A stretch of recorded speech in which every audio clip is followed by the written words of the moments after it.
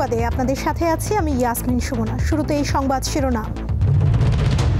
ইশরাকের শপথ নিয়ে সমর্থকদের দেয়া আলটিমেটাম শেষ, রিটের আদেশের সময় পেছালো একদিন। বুকার পুরস্কার জয় করে রেকর্ড গড়লেন ভারতের কর্ণাটকের লেখক এবং অধিকার কর্মী বানু মুশতাক।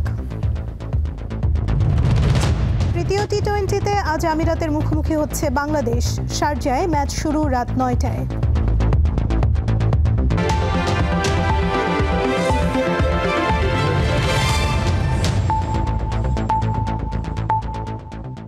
এবারে বিস্তারিত। বিএনপি নেতা ইশরাক হোসেনকে ঢাকা দক্ষিণ সিটি কর্পোরেশনের মেয়র পদে বসানোর বিষয়ে তার সমর্থকদের দেয়া আলটিমেটামে সাড়া দেয়নি সরকার। এজন্য নগর ভবনের সামনে অবস্থান নিয়ে বিক্ষোভ করার পাশাপাশি মৎস্য ভবন মোড় অবরোধ করেছেন বিএনপি এবং এর সহযোগী সংগঠনের নেতাকর্মীরা।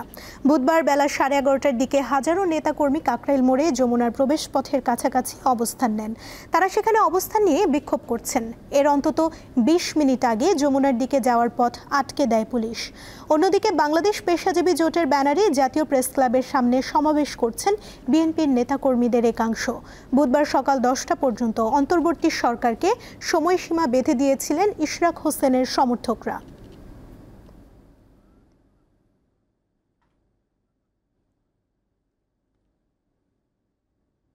রাজধানী কাকরাইলে আছেন সহকর্মী মেহেদি হাসান, তার কাছে জানবো সবশেষ তথ্য। মেহেদি, ইশরাকের সমর্থকদের অবস্থান কর্মসূচির কি অবস্থা দেখছেন, আর রিটের আদেশ পেছানোর কোনো প্রতিক্রিয়া জানিয়েছেন আন্দোলনকারীরা?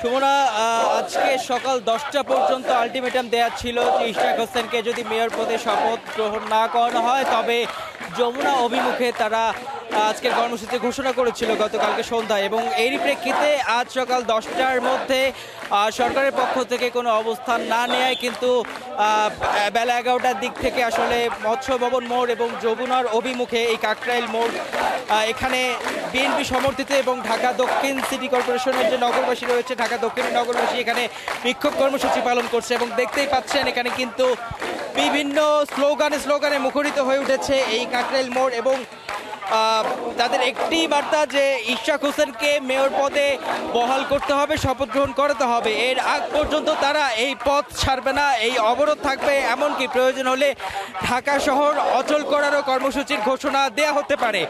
তো এখন পর্যন্ত যা চলছে যে কাকরাইল মোড় এবং মৎস্য ভবন, এই পুরো এলাকা কিন্তু বিএনপি সমর্থিত যারা নাগরিক রয়েছে, ঢাকার দক্ষিণে যারা নগরবাসী রয়েছে তারা কিন্তু এখানে অবস্থান করে বিক্ষোভ কর্মসূচি পালন করছে এবং বিভিন্ন স্লোগান দিচ্ছে।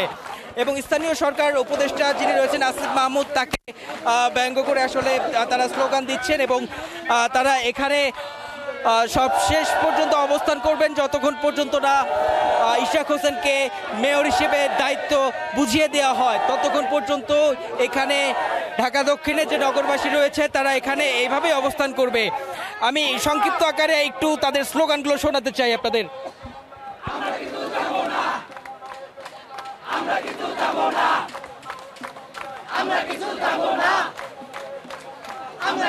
এবং সুমনা, যা শুনছিলেন এখানে কিন্তু তারা স্লোগান দিচ্ছে যে যমুনার অভিমুখে তারা এসেছে এবং তারা তাদের দাবি আদায় না হওয়া পর্যন্ত এখান থেকে যাবে না। এবং এখানে কিন্তু বিভিন্ন অঙ্গ সংগঠনের নেতাকর্মীরাও রয়েছে, সাধারণ নগরবাসীও রয়েছে। এবং এই যমুনার অভিমুখে আসার পর থেকে কিন্তু আমরা দেখেছি যমুনা অভিমুখে যাওয়ার পথে যে রাস্তা রয়েছে সেখানে কিন্তু নিরাপত্তা বাহিনীর যথেষ্ট এখানে ব্যবস্থা রয়েছে, এখানে পুলিশ রয়েছে, বিজিবি রয়েছে, র্যাবেরও প্রশাসনকে আমরা এখানে দেখেছি। এবং এছাড়াও এখানে সার্বিক নিয়ন্ত্রণ নিরাপত্তা ব্যবস্থা গ্রহণ করা হয়েছে। এবং সবশেষ এখানে বিক্ষোভকারীদের যেটা দাবি, ইশরাক হোসেনকে মেয়র পদে বহাল না করা পর্যন্ত, শপথ গ্রহণ না করানো পর্যন্ত তারা এই রাজপথ ছাড়বে না এবং প্রয়োজন হলে আরো কঠোর কর্মসূচি দেওয়া হবে।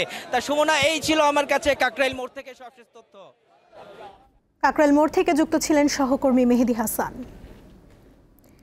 বিএনপি নেতা ইশরাক হোসেনকে ঢাকা দক্ষিণ সিটি কর্পোরেশনের মেয়র হিসেবে ঘোষণা করা নির্বাচন কমিশনের গেজেটের কার্যক্রম স্থগিতের চেয়ে দায়ের হওয়া রিটের আদেশ ঘোষণা পিছিয়েছে। বৃহস্পতিবার আদেশের জন্য দিন রেখেছেন হাইকোর্ট। বিচারপতি আকরাম হোসেন চৌধুরী ও বিচারপতি দেবাশিস রায় চৌধুরীর বেঞ্চ বুধবার শুনানি শেষে আদেশের নতুন এই দিন ধার্য করেন।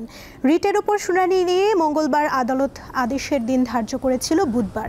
ইশরাকের আইনজীবী, রিট আবেদনকারীরা, আইনজীবী ও রাষ্ট্রপক্ষ রিট শুনানিতে অংশ নেন। পরে রিট আবেদনকারীর পক্ষে সম্পূরক আবেদন দাখিল করা হয়। আদালতের রায়ের পরিপ্রেক্ষিতে ইশরাককে ঢাকা দক্ষিণের মেয়র ঘোষণা করে গত 27 এপ্রিল গেজেট প্রকাশ করে নির্বাচন কমিশন।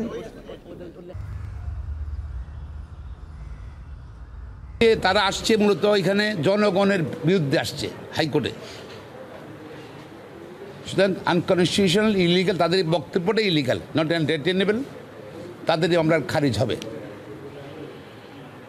এবং আদালত আমাদের কথা শুনে, অভিভাবক শুনে আগামীকাল আবার সকালে আদেশের জন্য রেখেছে। কোর্ট আজকে সব কিছু মিলিয়ে কোর্ট আজকে আর আদেশ পাশ করতে পারেননি। কোর্ট আগামীকালকে সকালে আবার এই মামলার আদেশের জন্য দিন ধার্য করেছে। নির্বাচন কমিশন পুনর্গঠন ও স্থানীয় সরকার নির্বাচনের দাবিতে বিক্ষোভ সমাবেশ করেছে জাতীয় নাগরিক পার্টি এনসিপি। বুধবার সকালে রাজধানীর আগারগাঁওয়ে নির্বাচন কমিশনের কার্যালয়ের সামনে দলটির মহানগর উত্তর শাখা এই কর্মসূচি আয়োজন করে। বিক্ষোভ সমাবেশকে কেন্দ্র করে 11টার পর থেকে ইসি ভবনের সামনের সড়কে জড়ো হতে থাকেন এনসিপির নেতাকর্মীরা। পরে বেলা 11:30 নাগাদ কর্মসূচি শুরু হয়।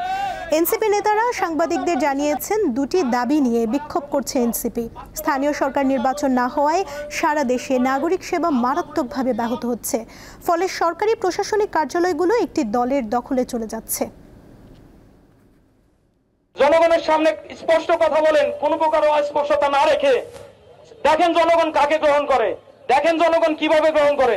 স্থানীয় সরকার নির্বাচন দিয়ে আপনাদের পপুলারিটি যাচাই করুন। যতক্ষণ পর্যন্ত আমরা এই নির্বাচন কমিশন পুনর্গঠনের কোন রূপরেখা না পাবো, ততক্ষণ পর্যন্ত আমরা আমাদের অবস্থান কর্মসূচি এবং বিক্ষোভ চালিয়ে যাব ইনশাআল্লাহ। নারায়ণগঞ্জের রূপগঞ্জের বরপা এলাকায় অনুমোদিত 5টি আবাসিক ভবনে অভিযান চালিয়েছে রাজধানী উন্নয়ন কর্তৃপক্ষ রাজুক। বুধবার বেলা 11টা থেকে শুরু হওয়া রাজুকের এই অভিযান চলে দুপুর পর্যন্ত। রাজুকের নির্বাহী ম্যাজিস্ট্রেট বেলায়েত হোসেন জানান, অভিযানকালে 4টি ভবনের বিদ্যুৎ সংযোগ বিচ্ছিন্ন করা হয়। এছাড়া ইউসুফ আলী নামের এক ব্যবসায়ীর মালিকানাধীন একটি ভবনের বিদ্যুৎ সংযোগ বিচ্ছিন্ন সহ 5ম ও 6ষ্ঠ তলার নির্মাণাধীন ইউনিটগুলো ভেঙে দেওয়া হয়। এ সময় উপস্থিত ছিলেন রাজুকের অথরাইজড অফিসার জান্নাতুল মাওয়া, সহকারী অথরাইজড অফিসার সুরত আলী রাসেল, প্রধান ইমারত পরিদর্শক সৈয়দ মাসুম বিল্লাহ, পরিদর্শক শামীম রেজা ও জেলা পুলিশের সদস্যরা।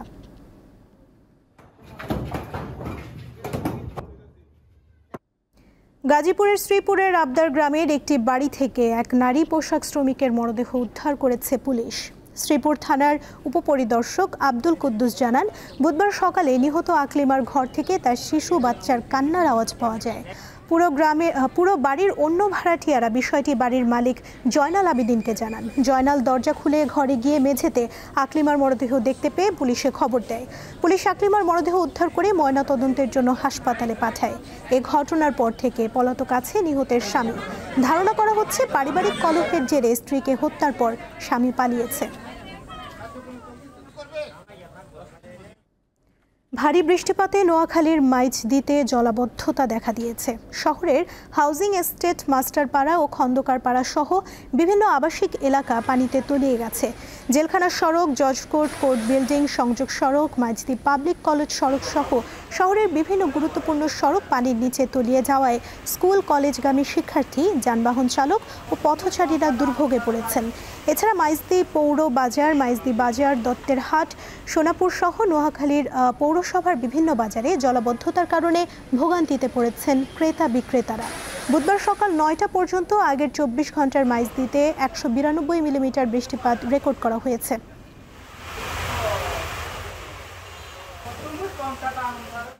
চলতি বছরের আন্তর্জাতিক বুকার পুরস্কার পেয়েছেন ভারতীয় লেখক, আইনজীবী ও অধিকার কর্মী বানু মুশতাক। তার লেখা ছোট গল্পের সংকলন হার্ট ল্যাম্পের জন্য এই পুরস্কার দেয়া হয়েছে। বিবিসি জানিয়েছে, লন্ডনের টেট মডার্ন গ্যালারিতে আয়োজিত অনুষ্ঠানে পুরস্কার গ্রহণ করেন বানু মুশতাক। ৭৭ বছর বয়সী বানু মুশতাক কন্নড় ভাষায় লেখালেখি করেন। এ ভাষায় লেখকদের মধ্যে তিনি প্রথমবারের মতো মর্যাদাপূর্ণ পুরস্কারটি পেলেন। তিনি ভারতের দক্ষিণ পশ্চিমের কর্ণাটক রাজ্যে বসবাস করেন। নারী অধিকার রক্ষায় সক্রিয় ভূমিকা ও বৈষম্য বিরোধী আইনি লড়াইয়ের জন্য বানু মুশতাক সুপরিচিত। বইটিতে 12টি গল্প সংকলিত হয়েছে, যেগুলো 1990 থেকে 2023 সালের মধ্যে প্রকাশিত হয়। চীনের পররাষ্ট্রমন্ত্রী ওয়াং ই জানিয়েছেন, জাতীয় সার্বভৌমত্ব এবং আঞ্চলিক অখণ্ডতা রক্ষায় পাকিস্তানের প্রতি চীনের সমর্থন আছে। মঙ্গলবার বেইজিংয়ে পাকিস্তানের পররাষ্ট্রমন্ত্রী ইশাক দারের সঙ্গে বৈঠকে তিনি কথা জানান। ভারতের সাথে 4 দিনের সংঘাত শেষে যুদ্ধবিরতির পর বৈঠক করলেন এই দুই নেতা। ইশাক দারের সাথে সাক্ষাতের সময় চীনের পররাষ্ট্রমন্ত্রী ওয়াং ই আরও বলেন, চীন দুই দেশের সংলাপের মাধ্যমে মতপার্থক্য মোকাবেলার উদ্যোগকে স্বাগত জানায়। এদিকে চীনের পররাষ্ট্র মন্ত্রণালয়ের এক বিবৃতিতে বলা হয়েছে, ওয়াং পাকিস্তানকে আয়রন ক্লাড ফ্রেন্ড বলে অভিহিত করেছেন এবং দুই দেশের মধ্যে সর্বকালীন কৌশলগত সহযোগিতামূলক অংশীদারিত্ব আরও গভীর করার প্রতিশ্রুতি দিয়েছেন। গাজা উপত্যকায় গত 2 মার্চ থেকে এখন পর্যন্ত অনাহারে কমপক্ষে 326 জন ফিলিস্তিনির মৃত্যু হয়েছে। সেই সঙ্গে 14,000 শিশু মৃত্যু ঝুঁকিতে রয়েছে। গাজায় ইসরায়েলের হামলার পাশাপাশি সর্বাত্মক অবরোধের কারণে খাবার ও পানির মতো জরুরি পণ্যের চরম সংকট দেখা দিয়েছে। জাতিসংঘ জানিয়েছে, প্রতিদিন গাজায় 100 ট্রাক ত্রাণ সরবরাহের অনুমতি পেয়েছে তারা, যদিও দিনে উপত্যকাটিতে অন্তত 500 ট্রাক ত্রাণের প্রয়োজন। এদিকে গাজায় হামলা অব্যাহত রেখেছে ইসরায়েল। হামলায় মঙ্গলবার একদিনেই 98 জনের মৃত্যু হয়েছে। গাজার চিকিৎসা কর্মীদের বরাতে গণমাধ্যমগুলো জানিয়েছে, গত 8 দিনে উপত্যকাটিতে ইসরায়েলের হামলায় 5 শতাধিক মানুষ নিহত হয়েছেন। এ নিয়ে মোট মৃতের সংখ্যা 53,600 ছাড়িয়েছে। ইরানের পারমাণবিক স্থাপনাগুলোতে হামলার প্রস্তুতি নিচ্ছে ইসরায়েল। পরমাণু গবেষণায় পিছু না হটলে হামলার সম্ভাবনা বাড়তে পারে। বুধবার যুক্তরাষ্ট্রের গোয়েন্দা সংস্থাগুলোর নতুন তথ্যে বিষয়টি সামনে এসেছে। তবে এই প্রতিবেদনের বিষয়ে কোনো মন্তব্য করেনি ইসরায়েল। মার্কিন জাতীয় নিরাপত্তা পরিষদ তাৎক্ষণিক কোনো মন্তব্য করেনি। তবে একটি সূত্র সিএনএনকে জানিয়েছে, ইরানের পারমাণবিক স্থাপনায় ইসরায়েলি হামলার সম্ভাবনা সাম্প্রতিক মাসগুলোতে উল্লেখযোগ্যভাবে বৃদ্ধি পেয়েছে।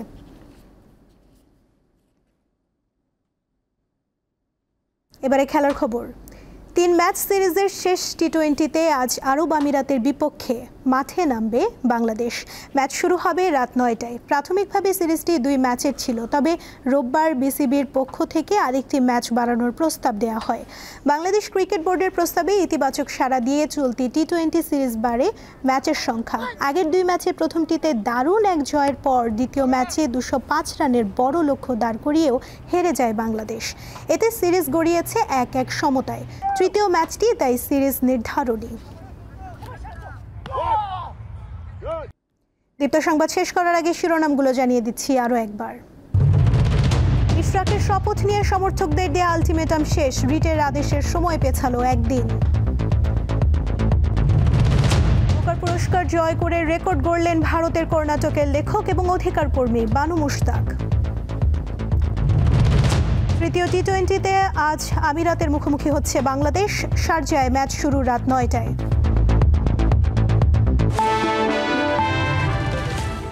এই ছিল এখনকার মতো। এরপর বিকেল 4টায় দীপ্ত স্পোর্টস দেখার আমন্ত্রণ রইল। এছাড়া আরও তথ্য এবং বিনোদন জগতের নানা খবর পেতে যুক্ত থাকুন দীপ্ত ডিজিটাল প্ল্যাটফর্মের সাথে। ধন্যবাদ সবাইকে।